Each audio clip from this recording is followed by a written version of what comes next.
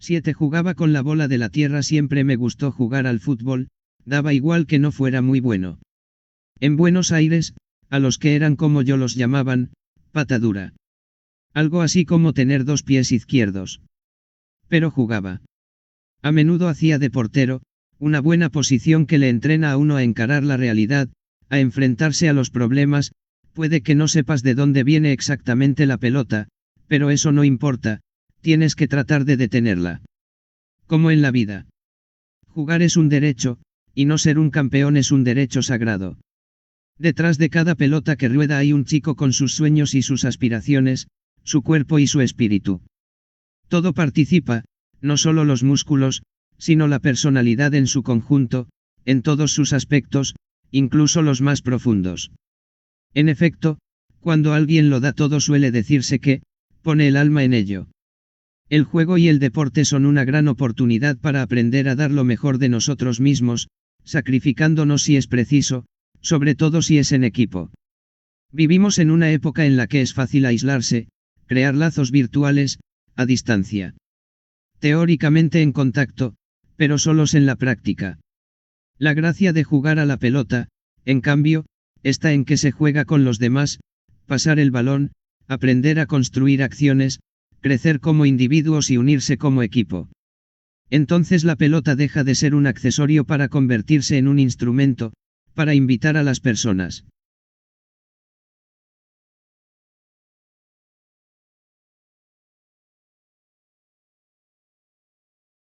Reales a compartir la verdadera amistad, a reunirse en un espacio concreto, a mirarse a la cara, a medirse para poner a prueba las propias habilidades. Muchos definen el fútbol como el juego más bonito del mundo, y para mí lo ha sido. Si se vive de esa manera, como juego en el que principalmente se entrena la sociabilidad y la espontaneidad, puede ser beneficioso para todo el cuerpo, no solo para las piernas, sino también para la cabeza y el corazón. Los chicos y las chicas lo saben muy bien, lo sienten sin necesidad de que nadie se lo diga. Por eso San Juan Bosco solía decir a sus educadores: «¿Queréis, chicos? Lanzad al aire una pelota y antes de que caiga al suelo veréis cuántos se acercan». Era cierto en 1841, cuando nació su primer centro juvenil, y de algún modo sigue siendo cierto hoy, en esta sociedad que exacerba el subjetivismo, la centralidad del yo, como si fuera un principio absoluto. Jugaba con la bola de la tierra, dice la sabiduría en el libro de los Proverbios, pr 8, 31. Antes de todo. Antes de que cualquier otra cosa fuera creada. Millones de niños y niñas de todo el mundo se imaginan que jugaba a la pelota. Un gran escritor latinoamericano, Eduardo Galeano, cuenta que un día un periodista le preguntó a la teóloga protestante Dorothée Solle, ¿cómo le explicaría a un niño qué es la felicidad? No se lo explicaría, respondió ella, le daría una pelota para que jugara. No hay mejor manera de explicar a alguien qué es la felicidad que hacerlo feliz. Y jugar hace feliz, porque a través del juego puede expresarse la propia libertad, competir de manera divertida o, simplemente, vivir la afición. Porque puede perseguirse un sueño sin que uno deba convertirse forzosamente en campeón. Te hace feliz aunque seas un patadura. No obstante, mi madre, que era una Sibori, contaba que por nuestras venas también corría sangre de campeones. El abuelo de Omar Sibori, que se convertiría en uno de los más grandes delanteros de la historia del fútbol, era originario de la misma zona de la Bagna, en el interior de Liguria, de la que provenían todos. Omar, que fue el primero en ser apodado el Pibe de Oro, cuando Maradona aún era un proyecto de Dios, nació en Argentina un año antes que yo, y, tras ganar el campeonato con el River Plate, se trasladó a Italia para jugar primero en la Juventus y luego en el Nápoles. Cuando nuestra familia hablaba de los Siboris, y de Argentina, y a veces se sacaba a colación al futbolista, mi madre contaba que, en efecto, todos estábamos emparentados, aunque fuera de lejos, y que a lo largo de los años nos habíamos repartido entre varios puntos del país. Omar Sibori vestiría las camisetas de las dos selecciones y a principios de los años 60 sería premiado con el Balón de Oro. Éramos casi coetáneos y parientes lejanos, pero desde luego a él no le habían tocado 2 pies izquierdos. A pesar de ser un campeón, Sibori no podía ser mi ídolo, Cuando yo era niño, los dos éramos pequeños y, además, por aquel entonces yo era un forofo del San Lorenzo. En el barrio de Boedo, no muy lejos de la casa de mis abuelos maternos, el azulgrana del San Lorenzo de Almagro era la tonalidad más familiar, sus colores teñían las calles, ondeaban en los balcones, enmarcaban las ventanas. En la sociedad polideportiva fundada a principios de siglo por un sacerdote salesiano que también tenía orígenes piamonteses, el padre Lorenzo Massa, cuyos colores eran el rojo y el azul del velo de María Auxiliadora, jugaba al baloncesto mi padre, Mario, que era un hombretón. El baloncesto también me gustaba y sabía jugar un poco. Es un deporte que también puede ser una escuela de vida.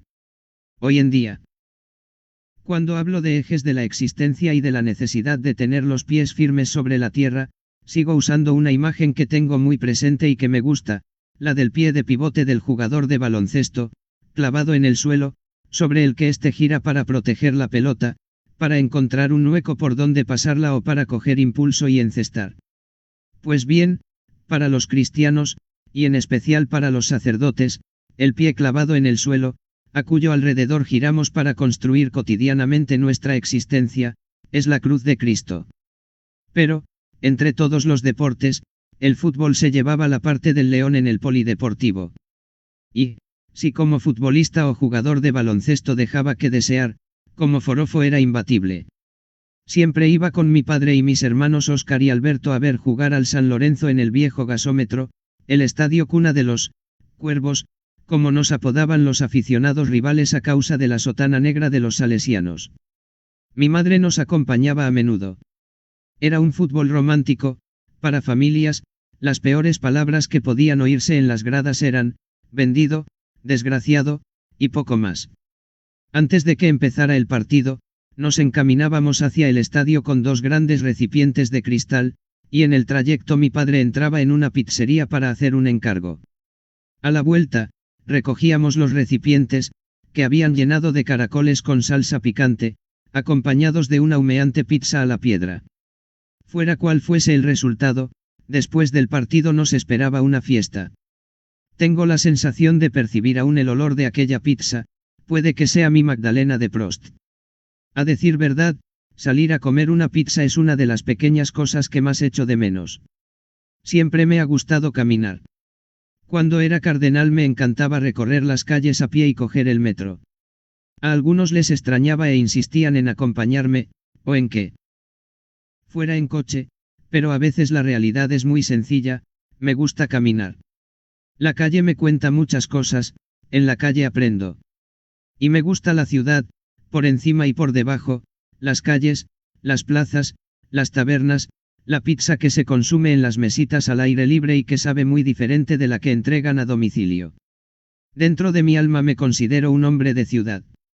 El viejo gasómetro del San Lorenzo ya no existe.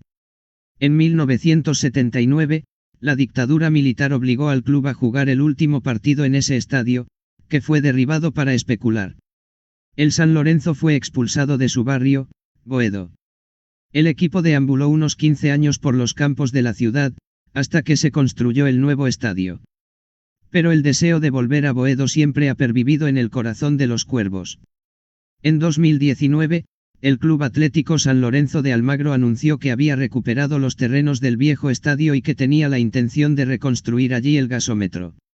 Me han dicho que el nuevo estadio debería de llamarse Papa Francisco, la idea no me entusiasma. Apebarra la prese tanto de niño como de arzobispo, siempre me ha encantado vivir la ciudad. Vi casi todos los partidos en casa del campeonato de 1946, que ganaríamos pocos días antes de que yo cumpliera 10 años, y, más de 70 años después, tengo presente a aquel equipo como si fuera ayer, Blacina, Banzini, Basso, Zubieta, Greco, Colombo, Imbelloni, Farro, Martino, Silva. Los 10 magníficos. Y luego estaba Pontoni. René Alejandro Pontoni, el delantero centro, el goleador del San Lorenzo, el que arrastraba el Ciclón, mi preferido. Él no tenía dos pies izquierdos. Chutaba con el derecho y con el izquierdo casi indistintamente, era hábil en los regates, creativo, potente en los cabezazos, acrobático en las chilenas. Podía marcar goles de todas las maneras, y de todas las maneras se los vi marcar. A ver si hacen un gol como Pontoni, dije en el encuentro con las selecciones de Argentina e Italia, capitaneadas por Messi y Buffon, con ocasión de un partido amistoso que se jugó al poco de que me nombraran papa. Los muchachos sonrieron algo perplejos, probablemente no sabían a quién me refería, pero yo tenía aquel tanto, aquel tac, tac, tac, gol, grabado en la mente, como muchas otras cosas que capta la mirada de un niño, cuando los ojos son una esponja, y permanecen para siempre. Octubre de 1946, el campeonato toca a su fin y el San Lorenzo juega contra el Racing de Avellaneda, pase cruzado por la izquierda, Pontoni recibe de espaldas en el área de la portería, controla el balón con el pecho y lo sostiene con el empeine derecho, sin dejar caer la pelota, tras amagar con irse por la derecha y zafarse del defensa contrario con una rápida media vuelta, chuta cruzado de volea y mete la pelota en la portería por la derecha del portero. ¡Gol! Porque, si cada gol en Sudamérica tiene muchas más OIs que en Europa, si cada tanto, incluso cuando es un gol corriente, se convierte en un golazo, imaginémonos ese. Abrazo a mi padre, abrazo a mis hermanos, todos se abrazan. Cuando era niño, Pontoni era para mí el emblema de aquel juego, de aquel fútbol, del estar juntos, del amor por un deporte que no era solo una cuenta corriente, hasta tal punto que prefirió su club, su familia, sus amigos y sus seres queridos a las sirenas millonarias que querían atraerlo a Europa. Era un grande y siempre lo sería, incluso tras la grave lesión en un partido que 2 años más tarde asestó un duro golpe a su carrera. Deambuló por un tiempo por Sudamérica, Colombia y Brasil, luego volvió al San Lorenzo antes de colgar las botas y abrir una trattoria. Tuvo una buena vida. Su hijo, que se llama René, como su padre, vino a verme al Vaticano un par de años después de mi nombramiento. No veo la televisión desde 1990 para respetar una promesa que le hice a la Virgen del Carmen la noche del 15 de julio de aquel año. Aquella noche, en la comunidad de Buenos Aires, estábamos viendo la televisión cuando en la pantalla apareció una escena sórdida que me impresionó con dureza, me levanté y me fui. Al día siguiente me iban a trasladar a Córdoba. Fue como si Dios me dijera que la televisión no era para mí, que no me sentaba bien. Durante la misa hice una promesa a la Virgen y desde entonces la he incumplido en ocasiones contadas, el 11 de septiembre de 2001, en 1999, con ocasión de un accidente aéreo en Buenos Aires, y poco más. Así que hace más de 30 años que no veo un partido del San Lorenzo en televisión. Un día, en el curso de una entrevista, llegaron a preguntarme si me sentía más, el Messi o el Mascherano, de los papas.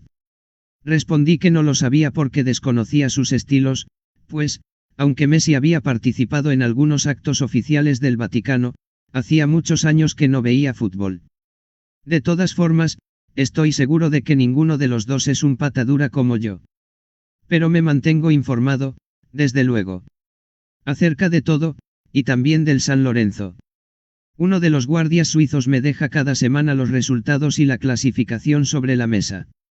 El año en que me eligieron para el solio de Pedro, los azulgrana ganaron el campeonato y, por primera vez en su historia, la Copa Libertadores. Cuando, al cabo de unos días, la delegación me visitó con la Copa de los Campeones de América, al final de la audiencia general les dije lo siguiente: forman parte de mi identidad cultural. Eso y la mano de mi padre, llevándome al estadio de niño, el barrio, su gente, la placita, los amigos y nuestros sueños de muchachos. Como escribió un gran poeta del fútbol, Osvaldo Soriano, que también era un cuervo de Boedo, en el fútbol no se elige un ganador.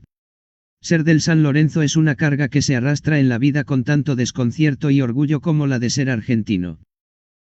Olí con barra la prese en 2011, un cardenal feliz con la camiseta azulgrana del San Lorenzo. Una vez le oí decir a un entrenador de fútbol juvenil que sobre el campo hay que caminar de puntillas para no pisar los sagrados sueños de los muchachos. Es muy importante no oprimir su vida con chantajes que bloquean su libertad y su fantasía. Tampoco hay que enseñarles a usar atajos que solo conducen a perderse en el laberinto de la existencia. Es triste que los padres se transformen en ultras de sus hijos, o en sus managers, como por desgracia pasa a veces. Grandes en la vida, esta es la victoria de todos, la única que realmente cuenta.